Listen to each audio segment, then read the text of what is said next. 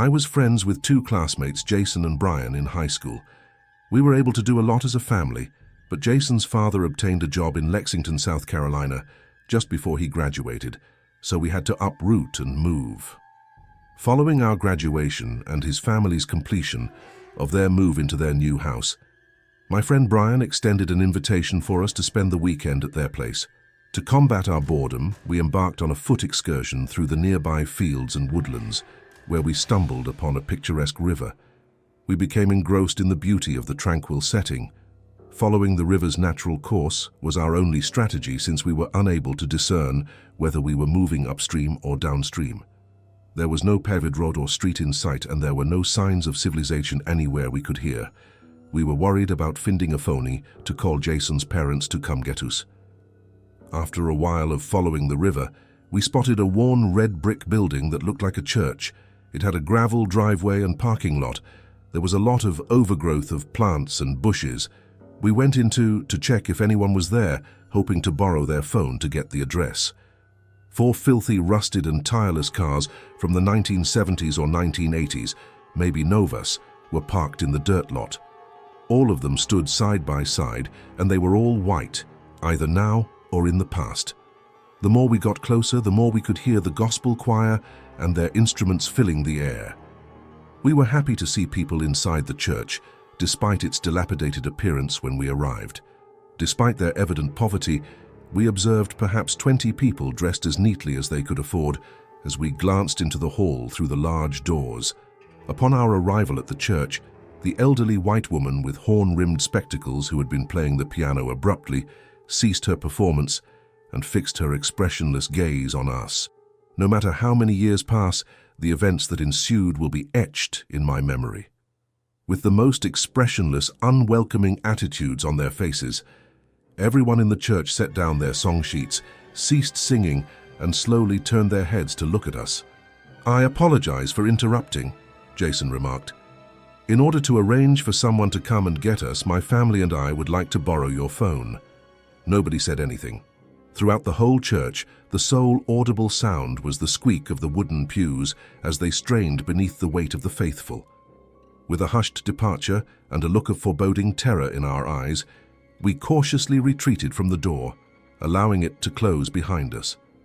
Those men, numbering in the dozen or more, had already made their way out onto the church's front yard, where they stood observing us closely as we ascended the dirt road.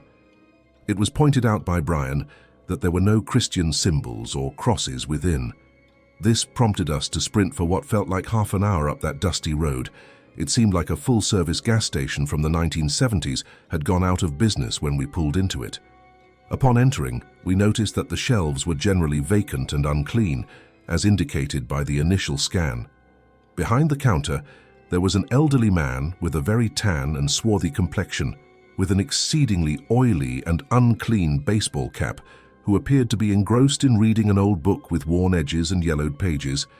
He then spoke out saying, "You boys lost, huh? As you're leaving, take a left and keep going down that road until you see a telephone pole. Turn right at the pole. The road will take you to the highway." We quickly thanked him and headed out the door. As we passed the telephone pole he had described, we looked back and noticed the elderly man standing before the gas station, arms folded, grinning rotten-toothedly at us. We proceeded to the main road by turning right after reaching the marker.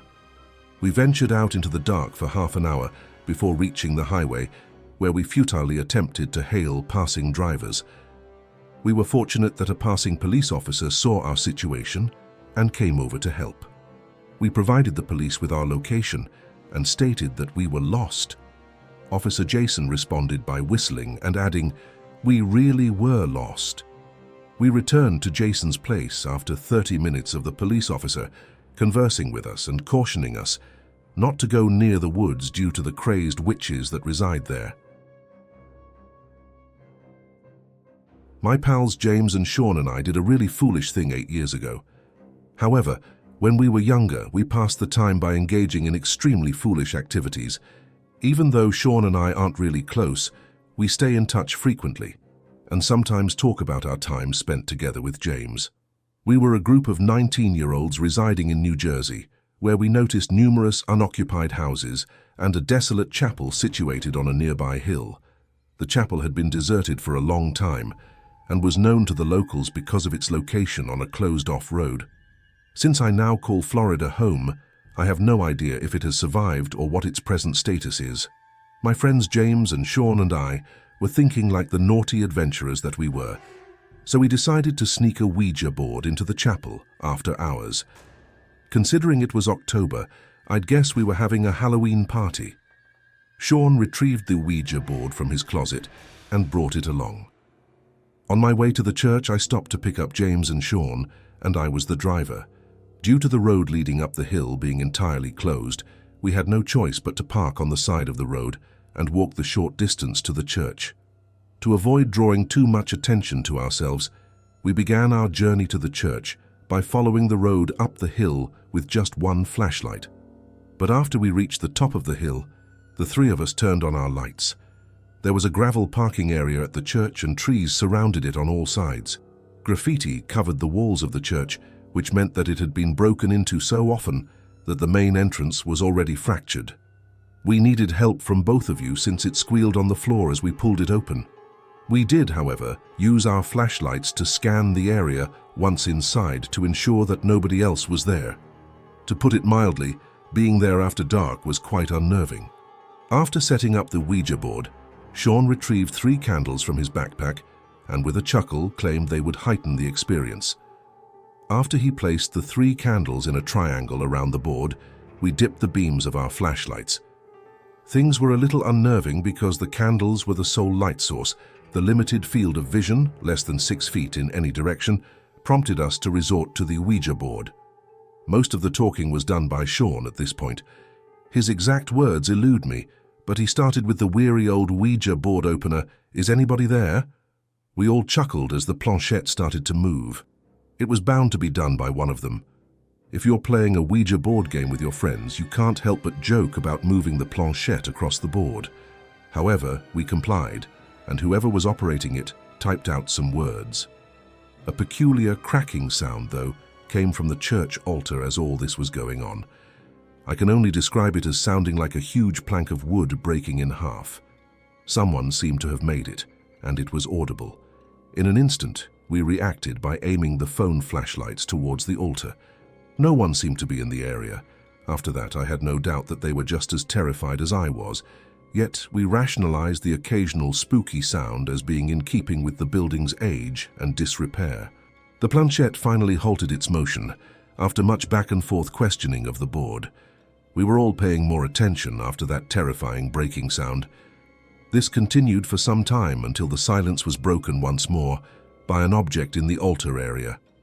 Before we could turn the lights back onto the Ouija board, something landed on it, causing everyone to jump and shout.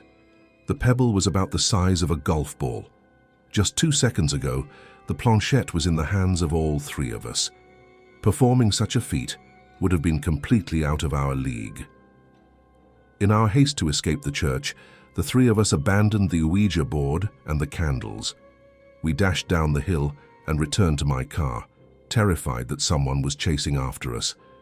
I took us back to James's house, and we sat in the car for over half an hour, talking about what had happened and attempting to understand it all.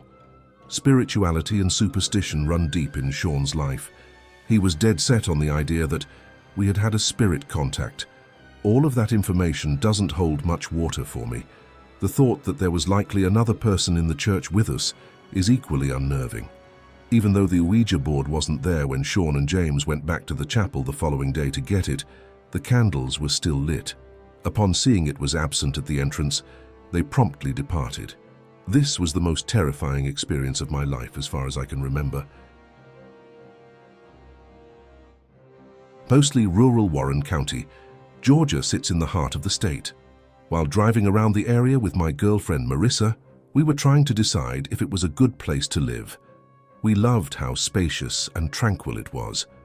Although we are both Roman Catholic, she prefers to go to Mass more often than I do. Very little traffic was there, even though it was midday on a weekday. We checked out a lot of the local hotspots before deciding where to call home. One of the main reasons we decided to move to a more rural area was so that Marissa could have a barn for her horses. She has spent her whole childhood riding horses. After touring a number of homes that were recently put on the market, we were driving along a peaceful lane when we came across a charming little church that had a full parking lot. We stumbled upon this chapel after finishing our tour of several neighboring properties. Marissa gave me a little tap on the shoulder and proposed that we see whether the service was good. In the cramped, dirt-like parking lot of the building, I consequently parked behind a weathered red minivan. Most of the cars on the lot were from the 1970s and 1980s. Actually, there were quite a few of them.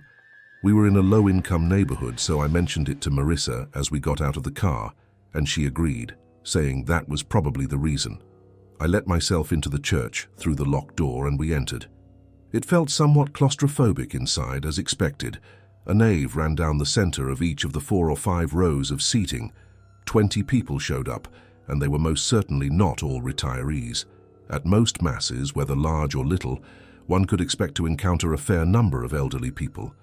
The backs of their heads gave everyone the impression that they were in their 30s and 40s. Seemed like everyone was sitting quietly in prayer or some such thing. We sat down in the back, and the people around us started staring at us suspiciously. Additionally, once bystanders noticed the staring, they too shifted their focus to us. I glanced anxiously at Marissa before returning my attention to the others in the group. No one reciprocated our smiles, so all we could do was grin. I suddenly noticed that no one was wearing clothes suitable for a mass, and it seemed like everyone was staring at us with disapproval. Can you tell me what went wrong? I noticed that Marissa was the only female in the area when I turned around. Rather of looking at me, they seemed to be more interested in Marissa. At the head of the church, next to the altar, stood a man in a mask who pointed at us and questioned, "Who invited you here?" I spoke on behalf of the group and stated that we had been passing and wanted to attend the mass that was already underway. There was no way that man belonged in a Roman Catholic church, and he was definitely not a priest. The man in the mask said, "It's time for you to go." By this point, every single person in the cathedral was staring at us. I yelled out, "Come on, honey!" and we both leapt to our feet, racing to the waiting car. We wasted no time getting out of the vehicle. We were seeing someone exit the building and jump into a van as we hurriedly exited the parking lot, but I managed to get us out of there first. I knew they couldn't have following us once we saw the grey van looming in our rearview mirror. Right away, I had Marissa's GPS set to the Warren County Sheriff's Office, so we were on our way. The van never got completely out of our sight, but it was always close behind us. Despite our arrival at the public safety parking area, the van persisted in its journey. As soon as the dust settled, we departed from Warren County, never to return. There was no doubt that we had found a cult meeting, but I failed to comprehend their motivations for following us, holding their meeting during the day, and ignoring our requests to close the door.